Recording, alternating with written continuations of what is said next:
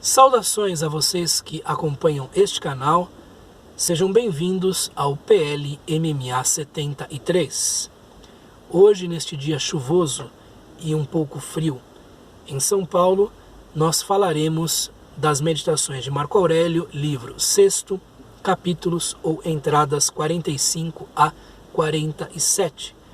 Tradução de referência, aquela que está em domínio público, de Dona Virgínia de Castro e Almeida. Como sempre, você poderá acompanhar o trecho que será lido, analisado e discutido ao longo dos próximos minutos por meio da transcrição da passagem que fazemos aqui na área de descrição do vídeo. Então vejamos o que Marco Aurélio deixa registrado de si para si neste ponto das suas meditações. 45. Tudo o que sucede a cada um de nós é útil para o universo. Isto deveria bastar. Mas além disso, observando atentamente o que se passa, verás que, quase sempre, o que é útil para um homem, o é para os outros homens. Útil aqui deve ser compreendido no sentido mais vulgar. Útil nas coisas indiferentes. Mais uma meditação de Marco Aurélio, que parte da constatação que é central no ideário estoico, segundo a qual a natureza universal concorre para o seu próprio bem, trabalha no seu próprio interesse, que é necessariamente bom, dá as regras e as leis que permitem a existência consciente de indivíduos como cada um de nós, e dá também a possibilidade, que é sumamente consciente, de que percebamos que somos parte de um todo, que somos partículas de algo imenso, de algo incomensurável e partículas que têm a possibilidade de sintonizar-se com o Logos, com a razão que governa o todo. De que maneira se dá esta sintonia ou sintonização?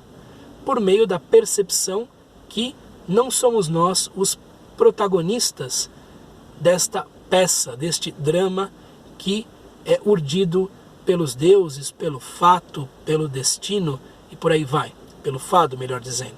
E sim, partes, versos, pedaços, centelhas de um todo muito mais complexo, muito mais rico. Tudo o que sucede, tudo o que acontece a cada um de nós é útil para o universo. Mesmo coisas difíceis de aceitar, mesmo coisas drásticas, duras, árduas. Pense-se, por exemplo, no caso de alguém que perca a sua família em um acidente, uma inundação, algo assim. Este indivíduo terá muita dificuldade em aceitar o fato, se sentirá injustiçado, se sentirá preso em circunstâncias inconvenientes, duras, difíceis. Mas, se ele se lembrar que vive numa natureza, num universo em que estas leis regem, ele entenderá que necessariamente, naquelas condições, naquelas circunstâncias, aquele fato se processou. E ainda que isso nos pareça contraintuitivo, ainda que isso nos pareça muito difícil de aceitar, de aplicar ou de seguir, é necessário que tenhamos em mente a alternativa oposta.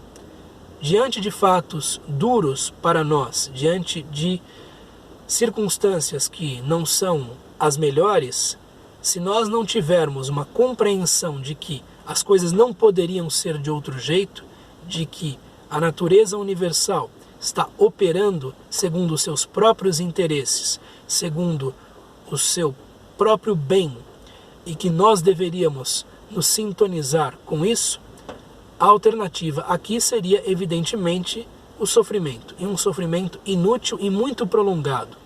Eu me lembro de um poema de Tagore, o grande poeta da Índia que pedia a sua independência, de uma mulher que chorava a perda do marido. A viúva estava lá, chorando a perda do marido, e o sábio Tulsidas dizia: não chore, porque há um universo muito mais rico que isso, há coisas maiores, há a deuses, a uma riqueza da natureza, etc, etc. E ela dizia, eu não quero saber nada disso, eu quero é meu marido, eu quero é meu marido. E leva muito tempo até perceber que o sábio Tulsidas mostrava para ela que a vida era muito maior do que aquela relação que tinha com o próprio marido que tinha acabado de morrer. Tudo que acontece a nós é útil para o universo neste sentido, ou nestes sentidos propriamente. O universo age na sua própria ideia de bem, segundo suas próprias leis, segundo leis que são necessárias, e cabe a nós uma sintonia, cabe a nós colocarmos nosso dial interior nesta frequência, entendermos que somos parcelas muito pequenas de um grande conjunto material, de um grande conjunto muito intricado de leis, não sendo, portanto, enfim, ditadores que vão dizer como as coisas devem ser. Este tipo de pensamento está presente em vários pontos das meditações de Marco Aurélio, então se tiverem vontade de reler algo, vão lá a Meditações, livro 5º, passagem 18, porque há algo muito semelhante naquele ponto. Isso deveria bastar esta constatação. Mas as coisas são mais ricas, né? Mas além disso, observando atentamente, se você prestar atenção ao que se passa, verás que quase sempre, via de regra, geralmente, em geral, o que é útil para um homem, para um ser humano, é útil para os outros homens. Quando um ser humano se beneficia de uma determinada situação, isso também cria benefício para os outros seres humanos. E aqui talvez a questão seja ainda mais contraintuitiva, seja ainda mais difícil de aceitar. Marco Aurélio, colocando-se nesta sintonia com o todo, entendendo que as leis naturais produzem o bem para o próprio universo e que nós somos parcelas deste universo, portanto nem a morte é um mal, estoicamente falando.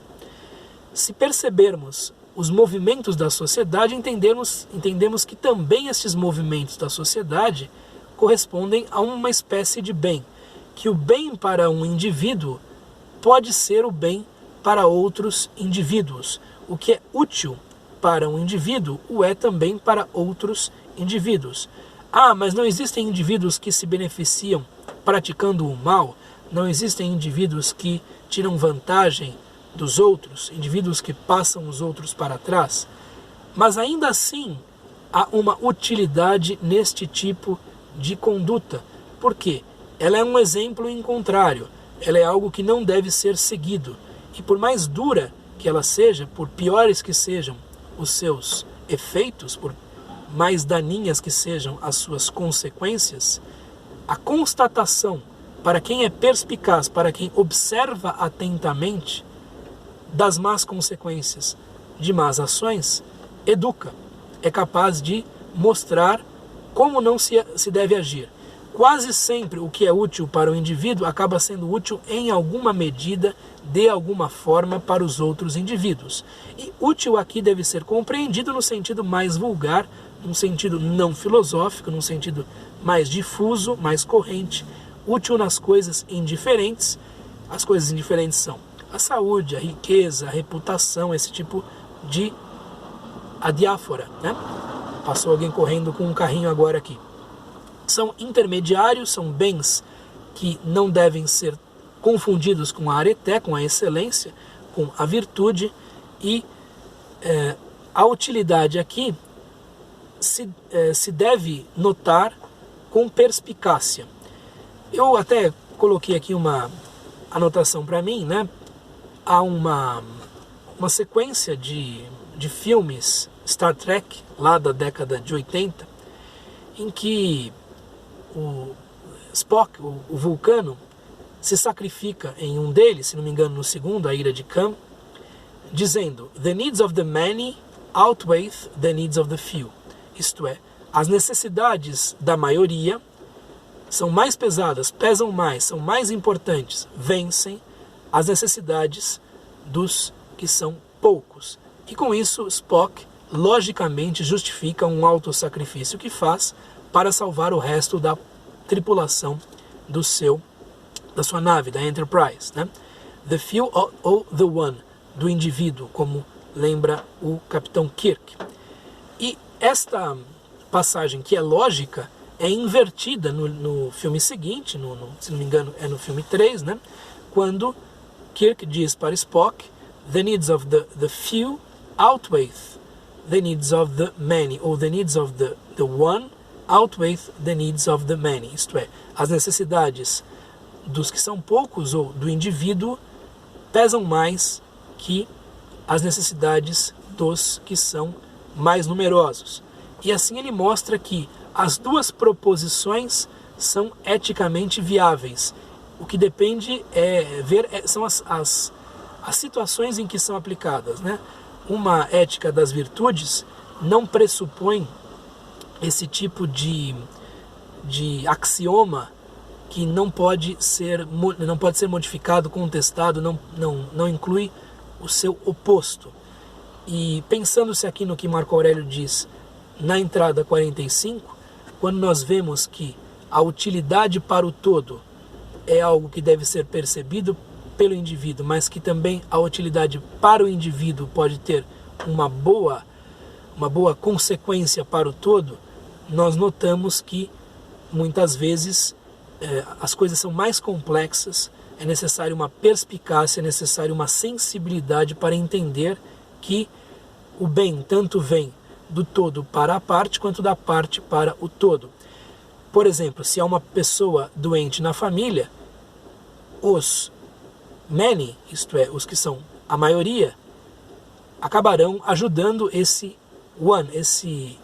indivíduo, acabarão circundando esse indivíduo de cuidados, porque esse indivíduo é precioso. Então a individualidade é preciosa, e pelo fato de o ser assim,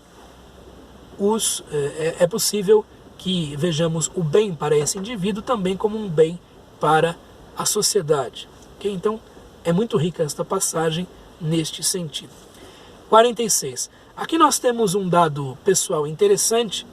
Marco Aurélio não gostava dos espetáculos de circo, não gostava de estar ali no anfiteatro, achava esse tipo de diversão vulgar e mesmo cruenta, ele não gostava de ver, disse que ele desviava o olhar dos momentos mais sangrentos, mas estava lá porque o povo gostava daquele tipo de divertimento. E ele traz aqui as diversões no anfiteatro, no circo, os jogos que ali acontecem, como um símile para a própria vida humana. Ele considera estas diversões sempre repetitivas e vai dizer: há uma mesma repetição na vida humana. É um daqueles trechos em que há um pessimismo maior, pessimismo aqui na acepção mais vulgar do termo, e que acaba transmitindo a algumas pessoas a ideia de que Marco Aurélio era um indivíduo triste, melancólico, dado a especulações um tanto deprimentes a respeito da vida. Como estás enfastiado dos jogos do anfiteatro e de outros lugares semelhantes, onde se vê sempre o mesmo, o que torna o espetáculo tão fastidioso? Durante a vida inteira, suportar o mesmo enjoo. Porque, de alto a baixo, as coisas são sempre as mesmas e têm as mesmas causas. Até quando, pois, durará isto? Como estás enfastiado, entediado, saciado dos jogos do anfiteatro e de outros lugares semelhantes, o circo, enfim, as praças, em que há saltimbancos, há indivíduos que procuram divertir de uma maneira mais simplória os outros, onde se vê sempre o mesmo. Aqui, a ideia de repetição das coisas é muito forte, o que torna o espetáculo tão fastidioso, tão difícil de seguir, tão entediante e por aí vai. Durante a vida inteira suportar o mesmo enjoo, a mesma náusea, a mesma repetição. Eu vou ler depois um trecho de uma outra tradutora que coloca as coisas de modo diferente. Eu não tive tempo de olhar o grego, né? Mas não haveria este tipo de exclamação que aparece na versão de Dona Virgínia de Castro. porque de alto a baixo as coisas são sempre as mesmas e têm as mesmas causas. É interessante ver que o fato de que as coisas têm as mesmas causas, que são necessárias, que portanto, garantem o caráter benfazejo do próprio universo, às vezes enjoam, às vezes entediam, às vezes acabam nos deixando com a sensação de que não há nenhum tipo de novidade debaixo do sol, como diria o Eclesiastes, né? Tudo é vaidade, vaidade das vaidades, não há nada de novo debaixo do sol. Há momentos muito semelhantes ao Eclesiastes no próprio Marco Aurélio, este é um deles, né? Porque de alto a baixo as coisas são sempre as mesmas e têm as mesmas causas, até quando, pois, durará isto? Eu tenho aqui na minha mão uma versão italiana, né? Aqui, Marco Aurélio Pensieri, Pensamentos, é a tradução mais clássica em italiano para o título. E em 46 nós lemos algo mais ou menos assim, né? Como os espetáculos do anfiteatro e de outros lugares semelhantes terminam sempre entediando-te, entediando você, dado que ali, nesses lugares, se veem sempre as mesmas cenas e a uniformidade torna o espetáculo tedioso, assim você deve experimentar a mesma impressão também pela vida inteira. Então aqui a ideia de um símile propriamente disto. Assim como no teatro as coisas se repetem, também na vida há essa impressão, né? Então, o teatro como um lugar em que as regras da vida aparecem para a vida inteira, já que todas as coisas, de cima a baixo, são sempre as mesmas, produzidas sempre pelas mesmas causas. Até quando? Até quando isso? Então aqui a ideia de um símile mais perfeitamente feito, mais perfeitamente urdido, é a que aparece. E por fim, a entrada 47, que é algo que já vimos mais ou menos em outras meditações, diz o seguinte: considera constantemente, traga à mente com assiduidade, quantos homens diversos, de costumes diversos, de povos diferentes, morreram, e recua até os tempos de Filistião, de Febo, de Origanião. Passa agora em revista outros homens. Temos de ir onde se encontram tantos oradores hábeis, tantos filósofos veneráveis, Heráclito, Pitágoras, Sócrates, e tantos heróis de tempos antigos, e tantos generais e tiranos das épocas seguintes, e Eudoxo, Hiparco, Arquimedes, tantos outros caracteres penetrantes, magnânimos, laboriosos, astuciosos, arrogantes, e até aqueles que zombaram da vida humana mortal e efêmera, como Menipo e tantos outros. Pensa que toda essa gente morreu há muito tempo. Será esse fato uma desgraça para eles? Será desgraça para aqueles cujos nomes nem sequer são já pronunciados? Assim, só uma coisa é digna de apreço: viver com verdade e justiça e tratar com doçura os mentirosos e os injustos. Vejamos mais detidamente aqui o que quer dizer esta entrada. Considera constantemente, é um exercício espiritual que deve ser feito com assiduidade, com constância, homens diversos, pessoas diferentes, de costumes diversos, de povos diferentes, como eles morreram e quantos são esses que já morreram. Todos esses indivíduos já se foram, inclusive o próprio Marco Aurélio. Inclusive todos nós teremos o mesmo fim. E recua, vai até os tempos de Filistião, de Febo, de Origanião. Interessante este trecho porque nós já não sabemos quem foram essas pessoas. É possível que este Filistião fosse um indivíduo contemporâneo de Augusto. Este Febo pode ser uma corruptela de Fábio, né? E este Origanião de Virgínio, segundo algumas interpretações. Mas veja, a morte e o tempo já se encarregaram de enterrar a memória que havia destes três indivíduos. Passa agora em revista outros homens. Volte a pensar em outros homens. Em homens de diversa categoria, de diversas ocupações, que são veneráveis e importantes e que contribuíram positivamente para a nossa história humana. Também eles morreram, também eles se foram, né? Temos de ir onde se encontram tantos oradores hábeis, por exemplo, Demóstenes, por exemplo, Cícero, por exemplo, Rui Barbosa, né? Tantos filósofos veneráveis, uma lista de dezenas deles, Heráclito, Pitágoras e Sócrates, 3 grandes figuras, todos morreram, né? E tantos heróis dos tempos antigos, a começar, por exemplo, por Aquiles e Ulisses, Odisseu, e todos os outros, né? E tantos generais e tiranos das épocas seguintes, tanto aqueles que conduzem os seus comandados, as suas tropas, e que não são necessariamente ruins, quanto os que são propriamente maus, que agem segundo o arbítrio e não segundo as leis, os tiranos das épocas seguintes. E mesmo os cientistas, né, Eudoxo, Hiparco e Arquimedes, todas essas categorias de seres humanos morreram. Tantos outros caracteres penetrantes, magnânimos, laboriosos, astuciosos, arrogantes. Tantos os caracteres que têm boas qualidades, quanto os que tiveram más qualidades. Todos morreram. O destino é comum para todos. A morte é, por assim dizer, democrática. Como disseram outras pessoas, né? Como disse uma outra pessoa, a taxa de mortalidade da raça humana é de 100%. É inescapável. E até aqueles que zombaram da vida humana mortal, até mesmo que aqueles que, por meio do riso, mostraram a vacuidade de tudo, ou mostraram a miséria de tudo. O próprio Menipo, né? Como Menipo e tantos outros. Menipo foi um filósofo cínico, cuja fama acabou sendo eternizada por Luciano de Samosata. Ele era impiedoso na sua sátira, na sua zombaria. Também ele morreu, né? Pensa que toda essa gente morreu há muito tempo. Então traga à memória, faça a sua imaginação acompanhar este exercício. Pense em todas essas pessoas, como todas elas se foram. E se foram por quê? Porque é o destino de todos os seres humanos, porque está inscrito nas leis naturais. Não há escândalo nisso, não há injustiça nisso.